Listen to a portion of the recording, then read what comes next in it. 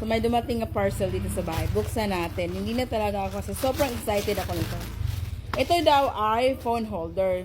Pwede daw ito sa sasakyan. Dumidikit daw to kahit saan as long as flat surface area. Tingnan nga natin. Kasi last time nung bumili ako sa TikTok shop nang ini-endorse ng iba na dumidikit sa sasakyan, hindi naman gumagana. Ngayon, sana lang hindi tayo na naluko na naman. Ako, kapag mag-endorse ako talaga bibili. Kasi pag hindi ko nagustuhan yung product, kapag hindi talaga mag-work, bakit ko pa i-endorse, di ba? Para maloko ko naman kayo. Joke. But anyway, paano ba to? On. Oh, ganito pala. And, ganon. Tapos, yun mula. Oh, ganon. Sige. Dikit nga natin sa wall kung gagana ba. Simulan natin dito.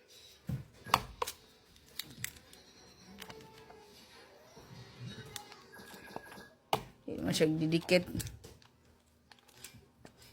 Bakit di siya didikit? Dito. Hindi naman siya didikit.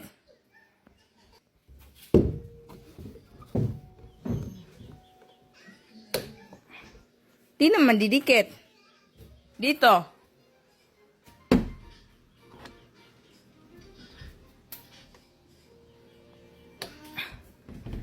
Dito didikit siya.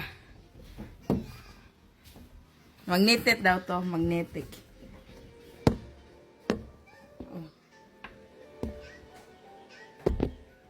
Tanggalin ko yung cover. Hindi dikit ba siya? Didikit. Hindi siya, kailangan ko pang bumili ng cover na magnetic. Ganun. Pero dumidikit naman siya. Walang problema. Kaso nga lang, kailangan talaga flat. Tapos kailangan talaga malinis. Katulad dito. Kasi kapag bahay mo plywood, ganito, hindi siya didikit. Honest review lang. Kailangan talaga yung surface. Kapag ganito naman, hindi gaano soft.